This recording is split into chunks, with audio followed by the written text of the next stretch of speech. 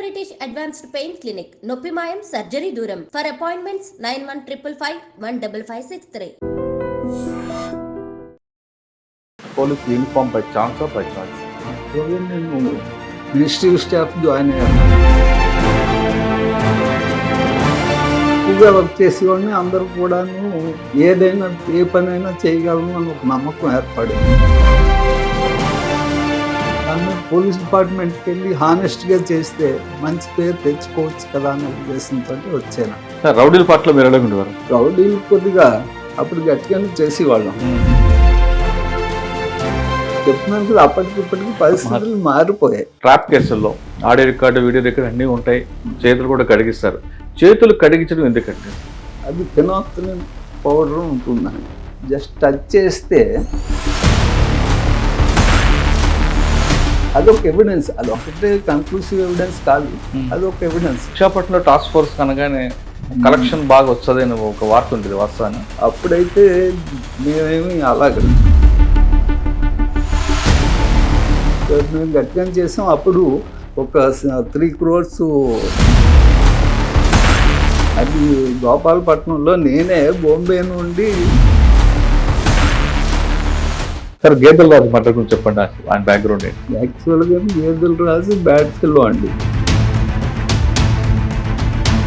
దాంట్లో rowdy sheet ఉంది వాడి మీద.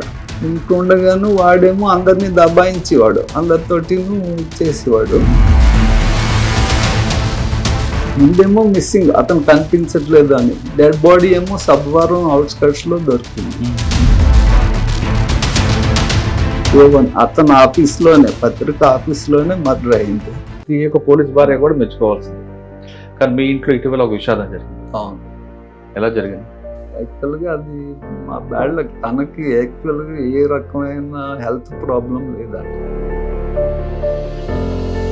బయటకు వెళ్ళాలంటేనే కారణం వాళ్ళు. అలాంటి 24 hours ఆన్ డ్యూటీలో ఉన్నామంటే అది మేము ఎప్పుడు వస్తాము, ఎప్పుడు రాము, అసలు వస్తామా రావా,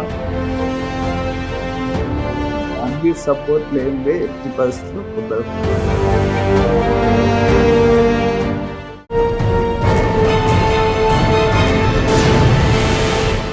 వెల్కమ్ టు క్రైమ్ డైరీస్. ఈ వారం మన గెస్ట్ 1991 బ్యాచ్ పోలీస్ ఆఫీసర్, పేరు కె రంగరాజు గారు, రిటైర్డ్ డిఎస్పీ విశాఖపట్నం.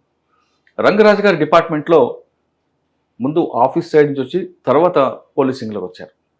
ఆయన డిపార్ట్మెంట్లోకి వచ్చినప్పుడు పోలీసింగ్ ఎలా ఉండేది, ప్రజలకి పోలీసింగ్ మధ్యన గ్యాప్ ఉందా లేదా, ప్రస్తుతం రిటైర్ అయిన తర్వాత ఆ గ్యాప్ తగ్గిందా పెరిగింది అనుకోవాలాతో పాటు ఆయనకి డిపార్ట్మెంట్లో one of the finest officer అని పేరుంది. ఎక్కడ కూడా కాంట్రవర్షియల్ పోకుండా policing as a rule of law ఎలా ఉండాలో చేసిన వ్యక్తి. ఆయన అడిగే అప్పటిలో పరిస్థితులు ఎలా ఉండేవి, ప్రస్తుతం ఎలాంటి ఛాలెంజ్ వస్తున్నాయి, అప్కమింగ్ ఆఫీసర్స్ ఇలాంటి సీనియర్ ఆఫీసర్ ఏం నేర్చుకోవాలనే విషయాన్ని సార్ నేను తెలుసుకున్నాను. సార్ నమస్తే అండి. నమస్తే సార్. 1991 బ్యాచ్ వచ్చినప్పటికీ పరిస్థితులు ఎలా ఉండేవి ఆంధ్రప్రదేశ్ పోలీసింగ్? మీరు రిటైర్ అయ్యేసరికి పరిస్థితులు ఎలాగ వచ్చాయి? అంటే ప్రజలకి పోలీసు గ్యాప్ పెరిగిందా లేదా, పోలీస్ ఇమేజ్ తగ్గింది అనుకోవాలా, పెరిగింది అనుకోవాలా, లేదా అలాగే ఉందనుకోవాలా? మీరు నాకు చెప్తున్నట్లుగా సైబర్ క్రైమ్ మీద ఎలాంటి ఛాలెంజెస్ వస్తుంటాయి, దాన్ని ఎలాగ రెక్టిఫై చేయాలి ఆఫీసర్స్? ముఖ్యంగా మీ దగ్గర మాప్ ఒకవేళ గ్యాదర్ అయితే మీరు ఎలా కంట్రోల్ చేసేవారు అనేది మీ కేస్ స్టడీస్ ఉన్నాయి. అది ఇప్పుడున్న జనరేషన్కి చెప్పండి. ఈ 3 ప్రశ్నలు సమాధానం చెప్పే ముందు మీ కుటుంబ నేపథ్యం, పోలీస్ యూనిఫామ్ బై ఛాన్సా బై చాయిస్? యాక్చువల్గా నేను మినిస్ట్రీ స్టాఫ్ జాయిన్ అయ్యానండి. మీ నేటివ్ ప్లేస్, ఫాదర్? మా ఫాదర్ కూడా పోస్ట్ డిపార్ట్మెంట్లో. అవును, పోలీస్ ఫ్యామిలీ. విజయనగరం మా నేటివ్ ప్లేస్. అక్కడే నా బీకామ్ చదివాను. మొత్తం ఎడ్యుకేషన్ అంతా విజయనగరం. తర్వాత మినిస్ట్రీ స్టాఫ్గా జాయిన్ అయ్యాను. జాయిన్ అయ్యి కొన్నాళ్ళు చేసిన తర్వాత యాక్చువల్గా అక్కడ కూడాను ఎక్కువగా వర్క్ చేసేవాడిని. అందరూ కూడాను ఏదైనా ఏ పనైనా చేయగలను అని ఒక నమ్మకం ఏర్పడింది. నాకు అప్పుడు ఏమనిపించిందంటే, మినిస్ట్రీ స్టాఫ్లో ఇంత కష్టపడుతున్నాను, దాని మీద పోలీస్ డిపార్ట్మెంట్కి వెళ్ళి హానెస్ట్గా చేస్తే మంచి పేరు తెచ్చుకోవచ్చు కదా అనే ఉద్దేశంతో వచ్చానండి. ఓకే. మీ నాన్నగారు ఏం చేసేవారు డిపార్ట్మెంట్? కానిస్టేబుల్ చేసేవారు. పోలీస్ క్వార్టర్స్లో ఉన్నారు మీరు.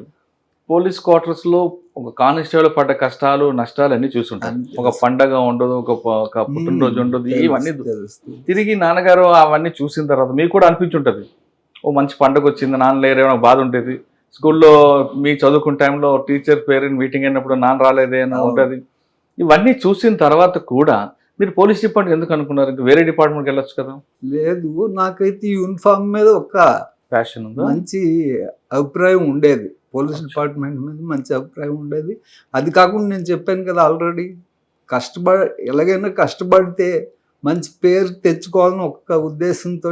అందులోని ఇంకోటి ఏంటంటే పబ్లిక్కి సర్వీస్ చేయొచ్చు. మిగతా డిపార్ట్మెంట్స్ కూడా చేయొచ్చు, కానీ దాంట్లో మన దగ్గరికి 100 మెంబర్స్ వస్తే మినిమం 90% అయినా న్యాయం చేసామని ఒక సంతృప్తి ఉంటుంది. వేరే డిపార్ట్మెంట్స్ అనుకోండి, మన పని మనం చేసినట్టే ఉంటుంది తప్ప దీంట్లో వచ్చిన వాళ్ళకి న్యాయం చేస్తే ఆ సంతృప్తి వేరు. ఆ ఉద్దేశంతో ఈ డిపార్ట్మెంట్లో జాయిన్ అయ్యాను. అది మ్యాక్సిమం నాకైతే కంటైన్మెంట్ ఉంది. నేను ఎక్కడ చేసినప్పటికీ ఎక్కడ చెడ్డ పేరు తెచ్చుకోలేదు, మంచి పేరుతోటే వచ్చాను. ఎక్కడ కూడా పోస్టింగ్స్ కూడా నేను ట్రై చేయక్కర్లేకపోయింది. ఆఫీసర్లు నన్ను గుర్తించారు, అది నా అదృష్టం. సార్ 91లో ఫస్ట్ పోస్టింగ్ ఎక్కడండి? 91లో ట్రైనింగ్ అయిన తర్వాత ప్రాక్టికల్ ట్రైనింగ్ ఆనందపురం అండి. ఆనందపురం తర్వాత first posting steel plant crime. అంటే ట్రైనింగ్ ఆనందపురంలో అయ్యారా? Practical training Anandapuram. First post Gajuwaka. Steel plant police station అప్పుడు స్టీల్ ప్లాంట్ పోలీస్ స్టేషన్ ఉండేది అప్పుడు, కోర్మన్పాలెం జంక్షన్ లో ఉండేది. అక్కడ క్రైమ్ అంటే జనరల్ గా కూడాను స్టీల్ ప్లాంట్ క్రైమ్ అంటే అక్కడ ఏం పని ఉంటది అన్న ఒక అభిప్రాయం ఉండేది. కానీ నేను వెళ్ళి మినిమం 90% ఆఫ్ ప్రాపర్టీస్ రికవర్ చేసేవాడిని. అందులోని ఇంకోటి ఏంటంటే ఒక భయం క్రియేట్ చేసాం. స్టీల్ ప్లాంట్ జనరల్ ప్రాపర్టీస్ అంటే ప్లాంట్ ప్రాపర్టీస్ ఎవరికి గవర్నమెంట్ ప్రాపర్టీ, కానీ దానికి ఒక గవర్నమెంట్ ప్రాపర్టీస్ కనుక ఎవరికి కూడా ఇంట్రెస్ట్ ఉండదు. అవతల ఎంప్లాయీస్కి ఉండదు, మిగతా వాళ్ళకి కూడా ఉండదు. అయినప్పటికీ క్రైమ్ తగ్గించాలనే ఉద్దేశంతో నేను రాత్రి పగలు కష్టపడి. స్టీల్ ప్లాంట్ లో సెక్టార్ 11లో కానీ సెక్టార్ 7లో ఆ ప్రాంతంలో ఎక్కువగా DHP అవ్వడానికి కారణం ఏంటండి? యాక్చువల్గాను అక్కడ అప్పటికే ఆర్గనైజేషన్ అలవాటు అన్నమాట. పక్క క్వార్టర్లో ఎవరున్నారు అన్నది ఎవరు పట్టించుకోరు. ఎవరు వస్తున్నారు ఎవరు వెళ్తున్నారు అనేది కూడా పట్టించుకునేవారు కాదు. దాంతో DHBs అప్పుడప్పుడు అయ్యేవి. అలాగే మేము చాలా మందిని పట్టుకున్నాం. స్నాచింగ్లు కూడా బాగా జరిగినప్పుడు అప్పుడు స్నాచింగ్స్ లేవా? ఇప్పుడు ఈ మధ్య DHBs తప్ప DHBs ప్లాంట్ అఫెన్సెస్ ఎక్కువ ఉండేవి. ప్లాంట్ అఫెన్స్ కి CSF ఉంది కదండి. CSF ఉన్నప్పటికీ కూడాను క్రైమ్ చాలా ఎక్కువ. ఎందుకంటే గోడలకి ఎంత మరీను గ్రూపులు 5 మంది 10 మంది చెప్పున వచ్చి గ్రూపులు వచ్చి కాపర్ కేబుల్ 1 మీటర్ ₹1,00,000 ఉంటుంది. వాడికి వచ్చేది ₹100. తెలీదు, ఎందుకంటే ప్లాంట్ లోనే కాల్చేసి పైన షీటింగ్ అంతా ప్లాస్టిక్ కాల్చేసి ఆ రాగి ఏదైతే ఉందో అది తీసుకెళ్లేవారు.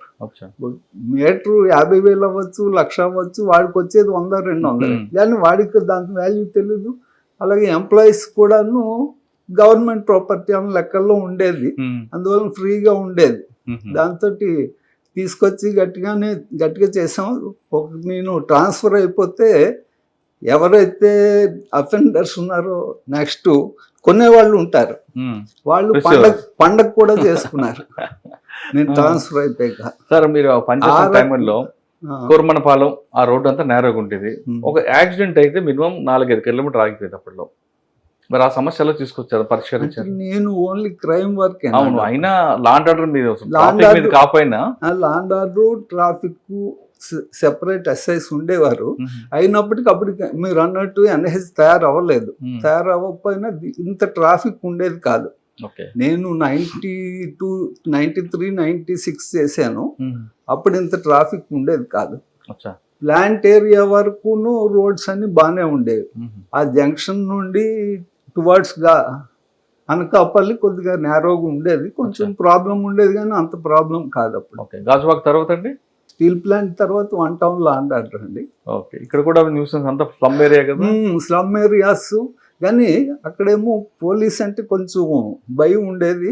నెక్స్ట్ ఎంతసేపు ఆ రెల్లి వీధి, జాలార్పేట, నెక్స్ట్ ఈ area avian college, avian college post ఇవన్నీ కూడా ఆఫీస్, పూర్ణ మార్కెట్. రౌడీస్ వాళ్ళు ఉండేవారు. అప్పుడు మాకు కొంచెం అనకూడదు కానీ హ్యూమన్ రైట్స్ పేరు చెప్పి లాఠీలు పక్కన పెట్టేస్తున్నాం. అప్పుడు కొంచెం లా అండ్ ఆర్డర్ కంట్రోల్ చేయగలిగేవాళ్ళు. అంటే లాఠీలు ఎరగొట్టేవారా? లాఠీలు విరగొట్టక్కర్లేదు, కొంచెం ఎలాగైనా సరే ఇప్పుడు 2 పార్టీలు వచ్చాయనుకోండి, ఎవడు తప్పు చేసాడో, ఎవడైతే కంప్లైంట్ ఇచ్చాడో కరెక్టా కాదా అని వెరిఫై చేసుకొని, ఒకవేళ కరెక్ట్ అవతల వాడు తప్పు చేసాడు అంటే వాడి ఎదురుగా వీడికి కొంచెం భయం చెప్తే వీడికి కూడా సాటిస్ఫై అయ్యేవాడు. భయం అంటే నోటితోనా కర్రతోనా? 2 రకాలుగా ఉండేది అప్పుడు. 2 రకాలుగా chance. Commissioners first DT Nayak గారు, నాయక్ గారు, తర్వాత మీనా గారు, ఆర్పి మీనా గారు. మీనా గారి టైం తర్వాత దుర్గా ప్రసాద్ గారు. మీనా గారి టైంలో 1 టౌన్ చేశాను నేను. ఆయన స్టీల్ ప్లాంట్ నుండి 1 టౌన్ తీసుకొచ్చారు. ఆయన టైంలో 1 టౌన్ చేస్తూ టాస్క్ ఫోర్స్ కూడా చేసామండి. టాస్క్ ఫోర్స్ నెక్స్ట్ 1 టౌన్లో సెయింట్ ఎలోషియస్ స్కూల్ ఉంది. సెయింట్ ఎలోషియస్ స్కూల్లో ICSE 10th class paper leak అయింది. పేపర్లో కూడా ప్రింట్ అయిపోయేది. మాకైతే ఎవరు కంప్లైంట్ ఇవ్వలేదు. అయినప్పటికీ మేము ఎంక్వైరీ చేసి 11 స్టూడెంట్స్ని అరెస్ట్ చేశాను. సేమ్ స్కూల్ స్టూడెంట్సే. చాలా విచిత్రంగా చేశారు. దుర్గా ప్రసాద్ గారు వచ్చి 2 hours వాళ్ళని ఇంటర్వ్యూ చేశారు, కరెక్టేనా అని. ఏంటంటే వాళ్ళు హాస్టల్లో ఉండేవారు. హాస్టల్ నుండి కిటికీలోంచి లోపలికి వెళ్ళి పేపర్స్ బయటికి తీసి కట్ చేసి పేపర్స్ రాసుకుండేవారు. పేపర్ తీస్తే తగ్గిపోతే మళ్ళీ కౌంట్ తగ్గుతుందని రాసేసుకొని మళ్ళీ సీల్ చేసి లోపల పెట్టేసేవారు. మళ్ళీ సీల్ కూడా వాళ్ళే చేసేవారు. ఆ సీల్ మెటీరియల్ అన్ని కొని తెచ్చుకున్నారు వాళ్ళు. కింద క్లాస్ రూమ్కి తీసుకెళ్ళి అక్కడ రాసుకొని నైట్ టైము మళ్ళీనేమో సీల్ చేసి మళ్ళీ బీరువా తాళం వేసి అక్కడ పెట్టేసేవారు. మీకు వచ్చింది ఇన్ఫర్మేషన్ అది? మేము చాలా రకాల ఎంక్వైరీ చేస్తే మాకు వచ్చింది 11 స్టూడెంట్స్ని అరెస్ట్ చేసాం. సార్ మరి ఇన్విజిలేటర్ ఉంటారు కదా, పేపర్ ఓపెన్ చేస్తారు, సీల్, ఆయన డౌట్ రాలేదు? యాక్చువల్గా నైట్ టైం వీళ్ళు చేశారు. సెయింట్ ఎలోషియస్ స్కూల్ ఎలా ఉంటుందంటే head master room, head master office, head master కూడా పక్క రూమ్లోనే పడుకుంటారు, ఉంటారు. లెక్క సరిపోయింది కనుక సీల్ కూడా ఉంది కనుక ఎవరికి అనుమానం రాలేదు. వాళ్ళు మాకు కంప్లైంట్ కూడా ఇవ్వలేదు. మరి మీకు ఎక్కడ వచ్చింది ఇన్ఫర్మేషన్? మాకు ఇన్ఫర్మేషన్ నెమ్మదిగా ఎంక్వైరీ చేస్తే, ఎందుకంటే పేపర్లో వచ్చింది ముందు రోజు పేపర్లో కూడా వచ్చింది ఒక పేపర్ అయితే.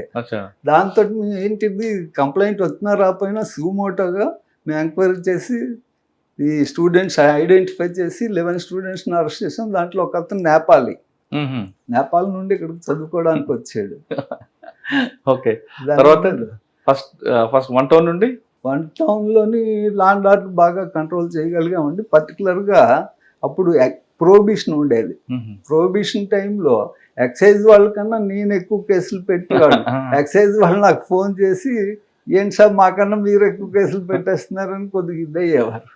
తర్వాత 4th టౌన్ అండి.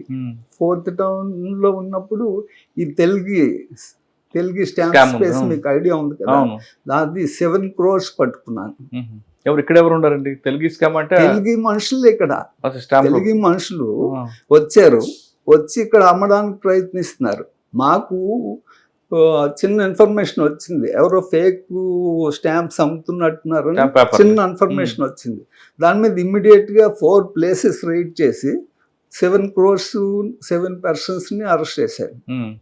దాంట్లో తెలుగు ఇంటికి కూడా 2 times వెళ్ళాము. ఎక్కడ? బాంబే వెళ్ళాను. మరి ఇక్కడ అరెస్ట్ చూపించారు తెలుగుని మీరు? తెలుగు అక్కడ దొరకలేదు. అంటే మేము అప్పుడు ఎంత ఫాస్ట్గా లేదు, వెంటనే ఫ్లైట్లో గట్ట వెళ్తే 20 days తర్వాత వెళ్ళాం. అప్పుడు దుర్గా ప్రసాద్. ఆ తర్వాత మేము అక్కడికి వెళ్ళాము. తర్వాత బెంగళూరులో వాళ్ళు అరెస్ట్ చేస్తే నేను అక్కడికి కూడా వెళ్ళి అతని మీద వారెంట్ తీసుకొని దాని మీద మేము ఛార్జ్ షీట్ వేస్తే 7 years కన్విక్షన్ కూడా వచ్చింది. సార్ అక్కడ తర్వాత అండి 4th టౌన్ తర్వాత? 4th టౌన్ తర్వాత 2 టౌన్ అండి. 2 టౌన్లో కూడాను ఈ డీడీస్ ఇచ్చి డిమాండ్ డ్రాఫ్ట్ బ్యాంక్ డీడీస్ ఇచ్చి మెటీరియల్ తీసుకెళ్ళిపోయేవారు. ఆ డీడీస్ అన్ని ఫేక్ డీడీస్. మీకు అన్ని ఎక్కడ వస్తున్నాయండి? ఈ ప్రాజెక్ట్ అంతా మీరు స్పెషలిస్ట్ అండి. మీకు యాక్చువల్గాను ఏమైనా స్పెషల్ కేసెస్ ఉంటే నాకు అప్పచెప్పేవారు. నేను అది వర్క్ చేస్తా ఉంటే వస్తాయి. అంటే ఒక 10th క్లాస్ పేపర్ మీరే, తెలుగు మీరే, ఇక్కడ డీడీలు మీరే. డీడీలు ఆ డీడీలు ఇచ్చి టీవీలు, కెమెరాస్, సెల్ ఫోన్స్ అన్ని తీసుకెళ్ళిపోయారు. దాని గురించి హైదరాబాద్ నేను ఒక 20 times తిరిగి ఉంటాను. ఆఖరికి పట్టుకొని కరీంనగర్ ఏజెన్సీ ఏరియాలో ఒక అతను ముద్ద అంటే ఆ ఏజెన్సీ ఏరియాకి కూడా ప్రైవేట్ వ్యక్తిని తీసుకెళ్ళి నేను ఒక్కడనే కారు మీద వెళ్ళి, అందరూ వచ్చిన తర్వాత కూడా ఎందుకు నువ్వు ఏజెన్సీ ఏరియాకి వెళ్ళావని తిట్లు ఓకే వెళ్ళి తీసుకొచ్చాం. మొత్తం అన్ని రికవర్ చేసాం. 4th టౌన్ 2 టౌన్ తర్వాత కంచరపాలెం అండి. అక్కడ రౌడీలు మరి ఎరగొట్టారా? కంచరపాలెం గట్టిగానే ఎరగొట్టి వాళ్ళం. పర్టికులర్గా అక్కడ పిటిషన్ ఎంక్వైరీ ఎక్కువ ఉంటుంది. రాత్రి 1 గంట అయినా సరే ఎవరో ఒకరు వస్తూనే ఉంటారు. మనం చేస్తూనే ఉండాలి కానీ పిటిషన్ ఎంక్వైరీ ఎక్కువ ఉంటుంది అక్కడ. యాక్చువల్ చాలా మంచి కేసు. నేవీ ఫోటోగ్రాఫర్ ఒక అతను మన నేవల్ తాలూకా సీక్రెట్స్ అన్ని కూడా పాకిస్తాన్ ISI ఏజెంట్స్కి త్రూ నేపాల్ అమ్మేసేవాడు. అతన్ని పట్టుకున్నాం త్రూ IB ఇన్ఫర్మేషన్. అది ఓకే, వాళ్ళు వచ్చారు, మేము మా ఇన్స్పెక్టర్ గారు మేము అందరం పట్టుకొని ఆ అఫీషియల్ సీక్రెట్స్ యాక్ట్ అని ఆ యాక్ట్ మీద కేసు కట్టాం. ఏపీలో ఫస్ట్ కేసు అది. ఎవరికి ప్రొసీజర్ కూడా తెలియదు. ఇన్వెస్టిగేషన్ కూడా SP లెవెల్ ఆఫీసర్ చేయాలి. ఆయనకి SP గారు చేసేవారు. మొత్తం నేను ప్రొసీజర్ అంతా కనుక్కొని చేసాం. దాంట్లో కన్విక్షన్ వచ్చింది. దాంట్లో ఒక లెఫ్టినెంట్ కమాండెంట్ NAD ఇన్ఛార్జ్ అతను సూసైడ్ సెంట్రల్ జైల్లో సూసైడ్ కూడా చేసుకున్నాడు. మిగతా 2 కన్విక్షన్ అయ్యారు. రౌడీల పట్ల మీరు ఎలాగుండేవారు? రౌడీలు కొద్దిగా అప్పుడు గట్టిగానే చేసేవాళ్ళం. రౌడీలకి ఆ భయం ఉండేది వాళ్ళకి. అంటే ఇప్పుడు చెప్తున్నాను కదా, అప్పటికి ఇప్పటికి పరిస్థితులు మారిపోయాయి. అప్పుడు మాకున్నంత ఫ్రీ ఇప్పుడు లేదు వీళ్ళకి. ఆ ఛాన్స్ లేదు వాళ్ళకి. ఎందుకంటే ప్రతి ఒక్కరు గట్టిగా చేయడానికే ప్రయత్నిస్తారు. కాకపోతే అప్పుడు ఇప్పుడు పరిస్థితులు అవనివ్వండి, సొసైటీ అవనివ్వండి, నెక్స్ట్ ట్రాన్స్ఫర్స్ కూడా మాకు ఆఫీసర్స్ పోస్టింగ్స్ ఇచ్చేవారు. ఇప్పుడు ఆ ఛాన్స్ లేదు. పొలిటీషియన్లు ఇస్తున్నారు అంతే. నిజమండి, ఓపెన్ సీక్రెట్ అది. అది కూడా ఆఫీసర్ ఇవ్వాలంటే పొలిటీషియన్ లెటర్ ఉంటేనే ఇస్తున్నారు. ఇప్పుడు కొంతమంది ఆఫీసర్ పోస్టింగ్ అనుకోండి, అతనికి ఇంట్రెస్ట్ ఏంటి? వర్క్ మీద ఇంట్రెస్ట్. పొలిటీషియన్స్ ఇంట్రెస్ట్ ఏంటి? వాళ్ళ కార్యకర్తలు ఆ రకంగా ఉంటుంది సార్. అప్పుడు విశాఖపట్నంలో టాస్క్ ఫోర్స్ కనగానే కలెక్షన్ బాగా వస్తుంది అని ఒక వార్త ఉంటుంది, వస్తాను పబ్బుల్లో కానీ క్లబ్బుల్లో కానీ. నేను 96, 98 టాస్క్ ఫోర్స్ 1 టౌన్ చేస్తూ టాస్క్ ఫోర్స్ చేశాను అండి. అప్పుడైతే మేమేమి అలాగ అంటే ఫుల్ ఫ్లెడ్జ్డ్ కూడా కాదు. టాస్క్ ఫోర్స్ కూడాను అఫీషియల్గా లేదు అప్పుడు. మేము గట్టిగా చేసాం. అప్పుడు ఒక 3 crores పచ్చ అంటారు, ఐడియా ఉందా? ఎమరాల్డ్. అది గోపాలపట్నంలో నేనే బాంబే నుండి కొనడానికి వచ్చామని చెప్పి ఒక అతని దగ్గర సీజ్ చేసాం. సీజ్ చేసి కోర్టులో పెట్టాం. తర్వాత ఏమైంది మరి ఐడియా లేదు. తర్వాత ఎక్కడికి వచ్చారండి? కంచర్పాలెం నుండి ప్రమోషన్ వచ్చిందండి. ప్రమోషన్ వచ్చి పాల్కొండ చేశాను 6 months. పాల్కొండ చేసినప్పుడు కూడా జెల్టన్ స్టిక్స్ అవన్నీ సీజ్ చేసాం. ఓన్లీ 6 months చేశాను. 6 months తర్వాత ACBకి వెళ్ళాను. ACBలో ఫస్ట్ టర్మ్ 5 years. తర్వాత మళ్ళీ సిటీకి వచ్చాను. సిటీలో స్టీల్ ప్లాంట్ మళ్ళీ CAగా 4 months, 3 టౌన్, హార్బర్, మళ్ళీ 3 టౌన్, గాజువాక చేశాను 2 years. 2 yearsలో అవన్నీ మారాల్సి వచ్చింది. అయిన తర్వాత మళ్ళీ ACB. సార్ ACB ఎక్కువ చేశారు కదా? ACB 12 years చేశాను. 12 సంవత్సరాలు ACBలో మీకు బాగా గుర్తుండిపోయిన కేసు ఒకటి, ట్రాప్ కేసులో కన్విక్షన్ వచ్చింది ఒకటి కానీ, లేదా DA కేసులో కన్విక్షన్ తీపిచ్చిన కేసు కానీ, లేదా పెక్యులర్ కేసులు ఉంటాయి, పెట్టి ఎంఓస్ కనిపిస్తుంటాయి, అటువంటివి ఏం చెప్పగలరా? యాక్చువల్గా ట్రాప్ కేసెస్ మేము చాలా చేసామండి. పర్టికులర్గా ఏంటంటే ఒక అతను MRO జనరల్ క్యాష్ అడుగుతారు ఎవరైనా, కానీ ఆయన ఏంటంటే ల్యాండ్ రిజిస్ట్రేషన్ అడిగారు. ల్యాండ్ రిజిస్ట్రేషన్ అడిగితే దానికి మేమేం చేసామంటే అతను ఎవరి పేరును రిజిస్ట్రేషన్ చేయాలన్నది కాగితం మీద రాసి ఇచ్చాడు. మేము కంప్లైంట్ తీసుకొని రిజిస్టర్ ఆఫీస్కి వెళ్ళి అక్కడ మాటు వేసి అతను రిజిస్ట్రేషన్కి ఎవరినైతే తీసుకొచ్చాడో అతను పట్టుకొని సబ్ రిజిస్టర్ ఎదురుగా స్టేట్మెంట్ రికార్డ్ చేసి డబ్బులు ఇవ్వకుండా ఇలా రిజిస్ట్రేషన్ చేయమన్నారు అని చెప్పి అంత రికార్డ్ ఎవిడెన్స్ నాదే. ఇన్వెస్టిగేషన్ కూడా అది కన్విక్షన్ అయింది. అంటే ఈ రకంగా కూడా తీసుకుంటారా? అది ఉంది సార్. కొంతమంది ఫ్లైట్ టికెట్స్ ట్రైన్ టికెట్స్ అడుగుతారండి, వాస్తవేనా?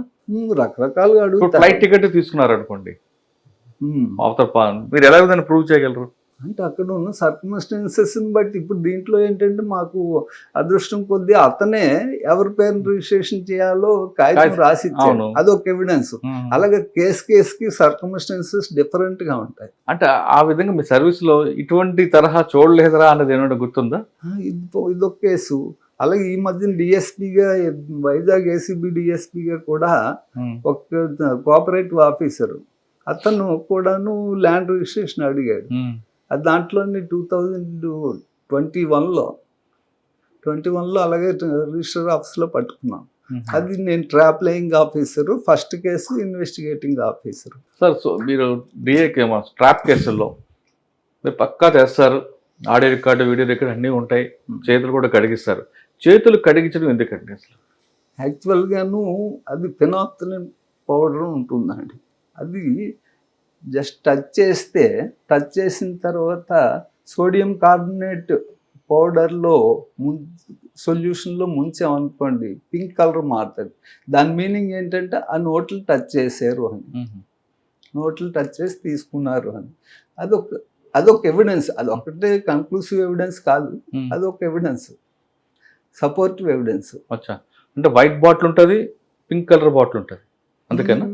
సోడియం కార్బోనేట్ పౌడరు వాటర్లో కలిపామనుకోండి అది మామూలుగా వైట్ గానే మామూలు నీళ్ళలో ఉంటుంది.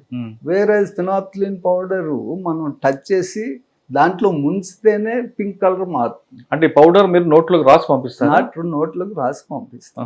కానీ రెండు బాటిల్ ఎందుకు కనిపిస్తాయండి? వైట్ బాటిల్ ఒకటి ఉంటుంది, పింక్ కలర్ బాటిల్.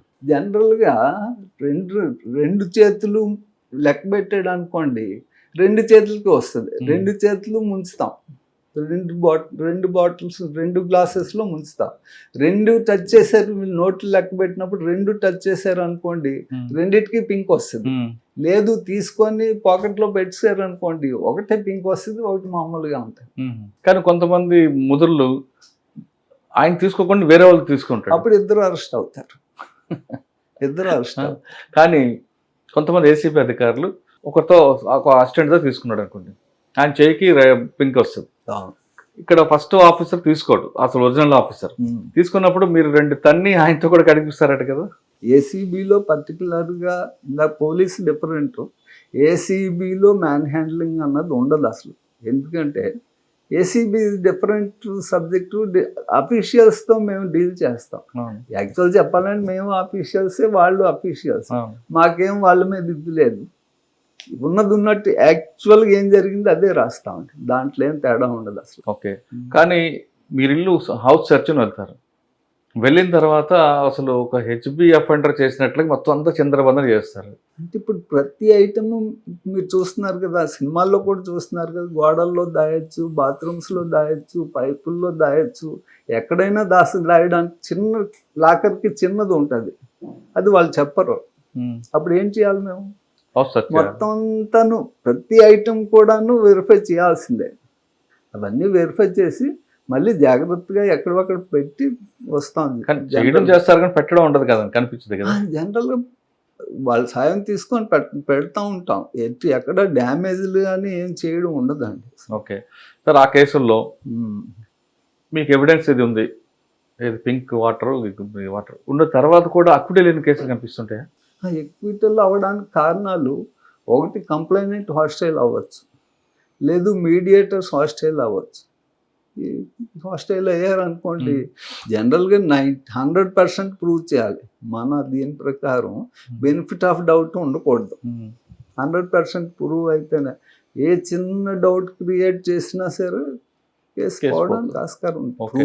ప్రూవ్ అవ్వడానికి 100% ప్రూవ్ చేయాలి, వేరే కేసు పోవడానికి 1% ఛాన్స్ ఉన్నా చాలు. కానీ ఇక్కడ వాటర్ తీసుకుంటారు కదా, ఈ వాటర్ దగ్గర ఒక్కొక్కసారి ఎఫ్ఎస్ఎల్ పంపించి రిపోర్ట్ తీసుకురావాలి, అవసరం లేదా? ఏసీబీలో లేదు. కానీ ఒక్కోసారి ఆ వాటర్ లేకుండా కూడా మీరు కేసు బుక్ చేస్తారు అనుకోండి. వాటర్ జనరల్గా మ్యాండేటరీ కదా, వాటర్ మ్యాండేటరీ కాదు, కానీ జనరల్ 100% ప్రతి కేసులో కూడా మేము చేస్తాం. కానీ ట్రాప్ కేసులో అరెస్ట్ చేయడం తప్పు కాదు. ఓకే, డిఏ కేసు తీసుకున్నాం అనుకోండి, ఆ కేసుల్లో అక్విటల్ ఎక్కువ వస్తుంది, కానీ ఎక్యూజ్డ్ మాత్రం ఎక్యూజ్ ఆఫీసర్ అరెస్ట్ అయిపోతారు. ఆ పేపర్లో పబ్లిసిటీ, ఆ కుటుంబం అంతా కూడా ఉంటుంది, డ్యామేజ్ ప్రాబ్లం ఉంటుంది. ఉంటుంది. దానివల్ల ఏం ఉపయోగం వస్తుందండి? ఇప్పుడు Actually, సిబిఐ లాంటి సంస్థలు డిఏ కేసులో అరెస్ట్ చేయదు, మ్యాండేటరీ కాదని. ఉమ్, అది కన్వెక్షన్ వచ్చిన తర్వాత జైలుకి వెళ్ళి నువ్వు వేరు. కానీ ముందు ఏసీబీ కేసులు మాత్రం డిఏ కేసులు అరెస్టు, హడావడి, ₹1 కోటి ప్రాపర్టీ 40 లక్షలు ఉంటుంది, కానీ ₹1 అని పబ్లిసిటీ ఇవ్వడం, ఇవంతా చేసి ప్రొసీజర్ పనిష్మెంట్ ఇస్తారు తప్ప ఫైనల్ పనిష్మెంట్ కనిపించదండి. ఫైనల్ పనిష్మెంట్కి యాక్చువల్గా ఇన్వెస్టిగేషన్ కూడా 4-5 years పడుతుందండి. 2 yearsకి తక్కువ అయ్యేది, 3 to 5 years పడుతుంది. నెక్స్ట్ ట్రయల్ అవన్నీ అయ్యేసరికి ఇంకొక 15 years పడుతుంది, 20 years పడుతుంది. దాంట్లో అప్పుడున్న వాల్యూకి ఈ 20 years తర్వాత చిన్న కేసు అన్నది ఒకటి వచ్చేస్తుంది. రెండోది ఎవిడెన్స్ కూడాను లేట్ అవుతున్న కొద్దీ ఎవిడెన్స్ కూడా కష్టం. కానీ వీళ్ళు మధ్యకాలంలో ఆయన అరెస్ట్ అవుతాడు, ఆ కుటుంబం అంతా డిస్టర్బ్ అవుతుంది కదండి. అరెస్ట్ అన్నది యాక్చువల్గా మేము డిఏ కేసు వేసినప్పుడు కూడా minimum verification 2 years, 6 months to 2 years, 3 years కూడా పడతాయండి. అన్ని రకాలుగా వెరిఫై చేసి యాక్చువల్ కరప్ట్ పర్సన్ అయితేనే వెళ్తాం తప్ప ముందు అసలు వెరిఫికేషన్లోనే మ్యాక్సిమం మంచి అతను అంటే వెళ్ళాం. ఎందుకంటే ట్రాప్ కేసుకి డిఏ కేసుకి అది ఛాన్స్. ట్రాప్ కేసు అనుకోండి కంప్లైంట్ ఉండాలి, వేరే డిఏ కేసు కంప్లైంట్ ఉండక్కర్లేదు. ముందు మేము సాటిస్ఫై కావాలి. మాకు మనసుకి కరెక్టే బ్యాడ్ పర్సన్ అనే కరప్ట్ పర్సన్ అంటేనే అసెట్స్ వెరిఫై చేస్తాం. కరప్ట్ పర్సన్ కాకపోతే అసలు అసెట్సే వెరిఫై చేయం. అచ్చా, ఒకవేళ ట్రాప్ కేసులో కానీ డిఏ కేసులో కానీ మీకు వచ్చింది అనుకోండి కంప్లైంట్, ట్రాప్ కేసులో మీకు కంప్లైంట్ కనిపిస్తాడు, డిఏ కేసులో కొంతమంది ప్రొఫెషనల్ జల్సీతోనో ఇంకో రకంగా బంధువులోనో ఇస్తుంటారు. ఇన్ఫర్మేషన్ ఇచ్చినప్పుడు ఆఫీసర్ యొక్క ట్రాక్ రికార్డ్ చూస్తారా? తప్పకుండా ఫస్ట్ వెరిఫై చేయాల్సింది కరప్ట్ పర్సనా మంచోడా అన్నది వెరిఫై చేస్తాం డిఏ కేసెస్లో. అందుకనే టైం టేకింగ్ ప్రాసెస్ అది. అతని తాలూకా ఇమేజ్ ఎలా ఉంది అన్నది యాక్సిడెంట్స్ అవన్నీ వెరిఫై చేసాకే ముందుకు ప్రొసీడ్ అవుతాం. మంచివాడు ఏదో ఒక ఇల్లు కట్టుకున్నాడు అంటే వెళ్ళాం, అసలు వెళ్ళే క్వశ్చనే లేదు. సార్ మీ సర్వీస్లో ఏసీబీలో మీ బ్యాచ్మేట్స్ కానీ మీ సుపీరియర్స్ కానీ పట్టుకున్నారా ఏసీబీలో? యాక్చువల్గాను నేను రూరల్ ఎస్పీ గారి దాంట్లో అసిస్ట్ చేశానండి. జే మురళి గారి దీంట్లో నేను అప్పుడు సిఐలో ఉండేవాడిని, సంపత్ కుమార్ రెడ్డి ఇక్కడే ఉండేవాడిని. అప్పుడు యాక్చువల్ గాను మీ బ్యాచ్మేట్స్ ఎవరైనా దొరికారా? మీ సబార్డినేట్స్ కానీ? మా సబార్డినేట్స్ కొంతమంది దొరికారు. అప్పుడు మీకు అంటే మీకు బాగా క్లోజ్? యాక్చువల్గా నేను హైదరాబాద్ సెంట్రల్ ఇన్వెస్టిగేషన్ యూనిట్లో చేశాను. ఫస్ట్ కేసు పోలీస్ ఇన్స్పెక్టర్ ఎవరు? బైరి అంజయ్య అని, అక్కడ అంజయ్ గారు. అది ఫస్ట్ కేసు. అది డిఏ కేసు? నాకు డిఏ కేసు ఫస్ట్ కేసు నాది. ఏసీబీలో ఆయన లోపలికి వెళ్ళగానే ఫైర్ అయ్యాడా? అవన్నీ ఉంటాయి. ఎందుకంటే బాధ అనిపిస్తుంది కదా, ఫ్యామిలీ కూడా మమ్మల్ని రకరకాలుగా అంటా ఉంటారు, తప్పదు మరి అవన్నీ. సార్ డిఏ కేసుల్లో లోపలికి వెళ్ళిన తర్వాత అంటే పోలీస్ ఆఫీసర్ కాదు జనరల్ ఆఫీసర్ అందరు కూడా కొంచెం ముందు రిజెక్ట్ చేస్తారు కదా. ఫస్ట్ ఏంటంటే కొద్ది ఇమీడియట్ ఫీర్ అవుతారు, అందుకని మేము జాగ్రత్త కూర్చోబెట్టి అంతా సెటిల్ అయిన తర్వాతే మేము కూడా మాట్లాడడం స్టార్ట్ చేస్తాం ఇమీడియట్ గా. ఎందుకంటే వాళ్ళు కూడాను ఎంప్లాయీస్, మనుషులు, వాళ్ళు ఏం క్రిమినల్స్ కాదు. కానీ కొన్ని కేసుల్లో మీరు వెళ్ళిన తర్వాత అరే ఎందుకు రావచ్చు అని వీడి దగ్గరికి అనిపించిందా ఎప్పుడైనా? అంటే నేను వెళ్ళిన కేసుల్లో అలాగా లేదండి, ఎందుకంటే వెరిఫికేషన్ లేకుండా ఎప్పుడు వెళ్ళలేదు. సార్ ఏసీబీ తర్వాత ఎక్కడికి వచ్చాను? ఏసీబీ తర్వాత మళ్ళీ మధురవాడ ఏసీపీ చేశానండి. అంటే మధ్యలో ఒకసారి జెన్కో విజిలెన్స్ చేశాను. అంటే స్టేట్ అంతటికి ఒకటినే డిఎస్పీని, జెన్కో హైదరాబాద్ లో కంబైన్డ్ స్టేట్ లో చేశాను.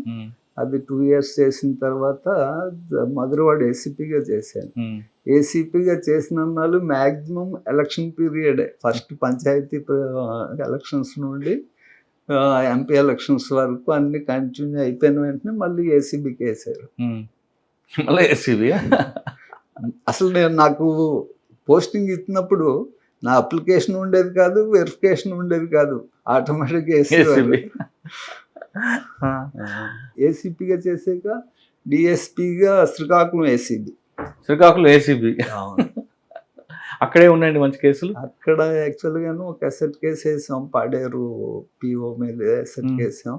నెక్స్ట్ అక్కడ ఒక రకమైన ఏసీబీ అంటే శ్రీకాకుళం ఇప్పటికీ కూడాను ఏసీబీ అంటే ఒక గుర్తింపు వచ్చింది. ఎలా అంటే ఒక 2 కేసుల్లోనైతే అక్కడ ఇచ్చాపురంలో కలెక్ట్ చేసుకొని శ్రీకాకుళం వస్తున్నారు అని మాకు ఇన్ఫర్మేషన్ వచ్చింది. యాక్చువల్ చెప్పాలంటే వాళ్ళు జీప్ ఎలాగో ఏ రూట్లో వస్తారు ఏంటి ఏం ఇన్ఫర్మేషన్ లేదు. అయినప్పటికీ మా ఆఫీసర్స్కి కన్విన్స్ చేసి పర్మిషన్ తీసుకొని వాళ్ళని మేము క్యాచ్ చేసి రన్నింగ్లో క్యాచ్ చేస్తే ఎవరు ఊహించింది అది. అంటే కలెక్షన్ తీసుకుని వచ్చేస్తున్నాడు చెక్ పోస్ట్ నుంచి. చెక్ పోస్ట్ కాదు, ఎక్సైజ్ షాపుల నుండి కలెక్ట్ చేసుకొని వచ్చేస్తామంటే మేము పట్టుకున్నాం. ఎవరు ఊహించింది అది. అది ఎలా ప్రూవ్ చేశాడండి మరి ఆయన? మేము తర్వాత అది సర్ప్రైజ్ చెక్, కంప్లైంట్ లేదు, సర్ప్రైజ్ చెక్. అంటే వాళ్ళు బయలుదేరినప్పుడు ఎంత అమౌంట్ ఎవరెవరి దగ్గర ఉందన్నది రాసి బయలుదేరుతారు. దానికన్నా ఎక్కువ ఉంటే అదంతా కలెక్షన్ అమౌంట్.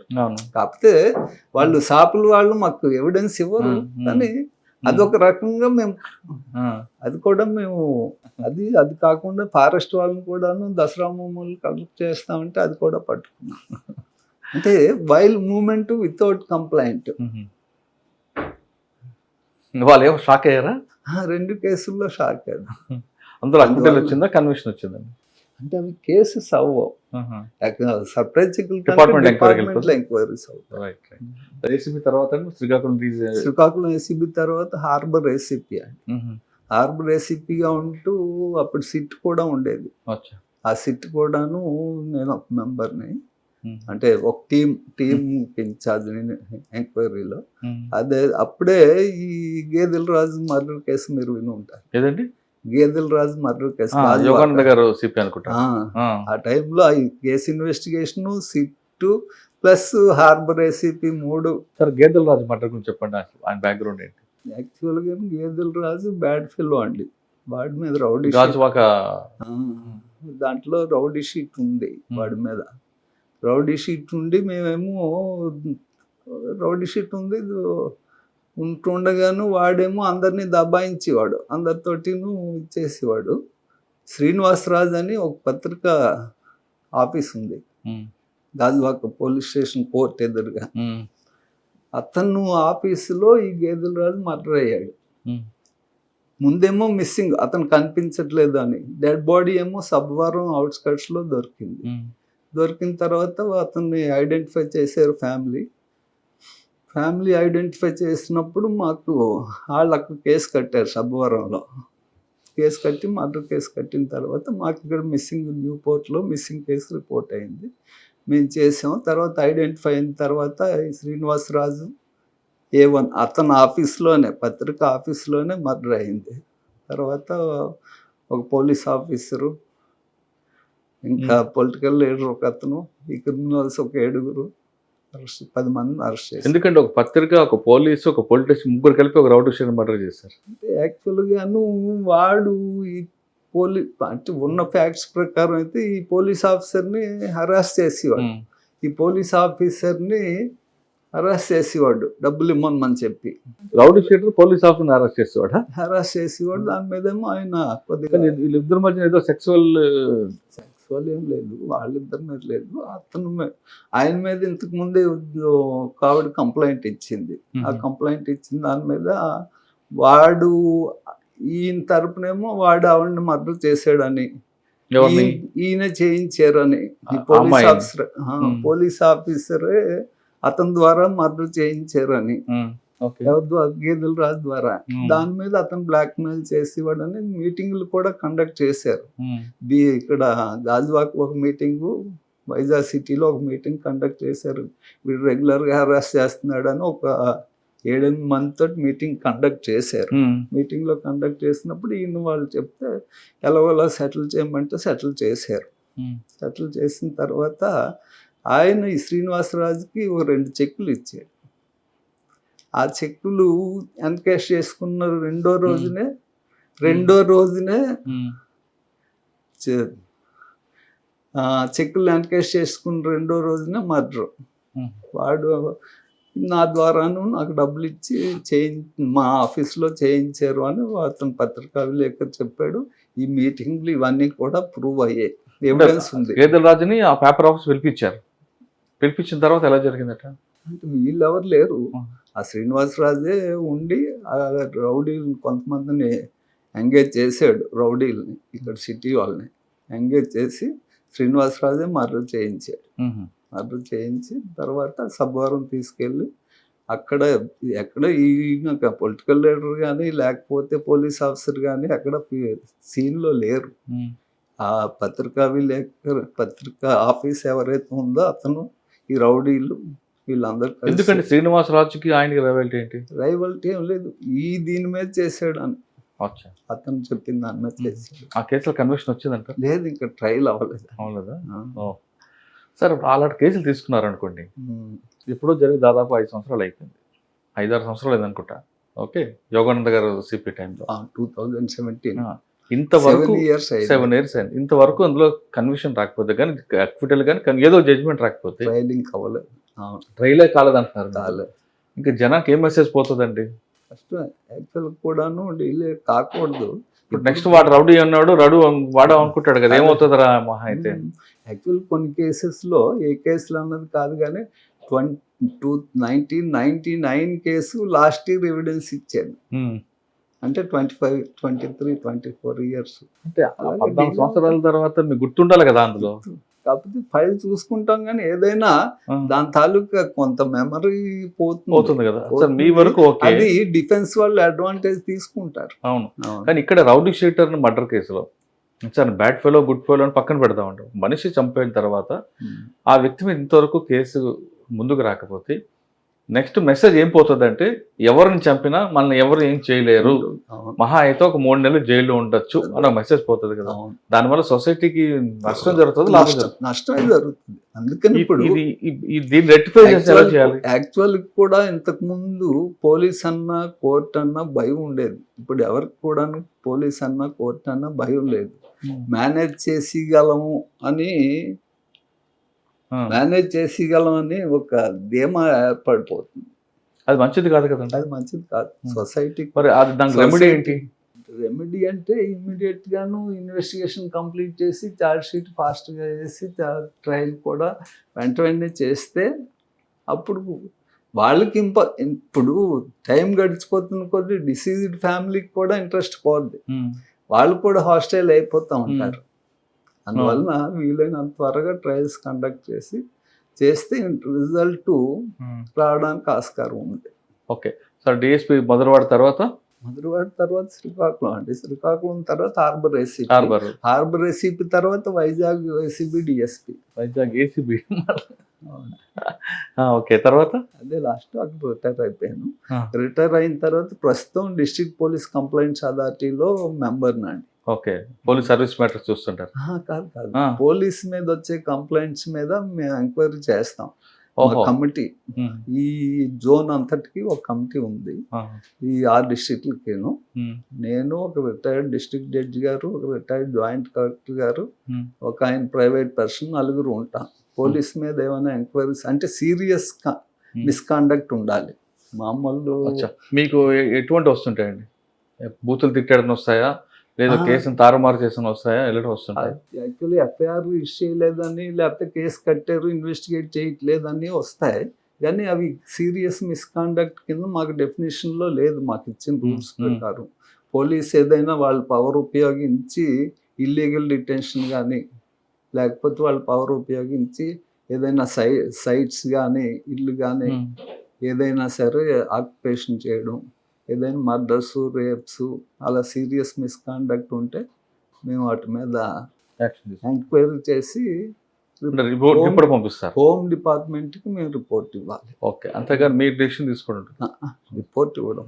ఇప్పుడు అందులో మెంబర్గా ఉన్నారు? ఓకే సార్, 91లో డిపార్ట్మెంట్కి వచ్చి మొన్నటి వరకు ఇప్పుడు రిటైర్ అయ్యారు? 21 జూన్ 21లో రిటైర్ అయ్యారు. మీరు ఎక్కడ తిరిగినా, అంటే నేను మిమ్మల్నే కాదు, టోటల్ పోలీస్ డిపార్ట్మెంట్లో హోంగార్డ్ వారి దగ్గర నుండి డీజీపీ వారి వరకు మీరు ఎక్కడ తిరిగినా మీ కుటుంబాన్ని జాగ్రత్త చూసుకునేది మీ వెనుకున్న మీ భార్యలే. అవునంటారు కదంటారు. అవును, అంటే వాళ్ళే పిల్లలు 100%. ఎందుకంటే మీరు పర్టికులర్గాను ఏ వింగ్లో ఉన్నివ్వండి, లేకపోతే ఏ క్యాడర్లో ఉన్నివ్వండి, టైం ఉండదు.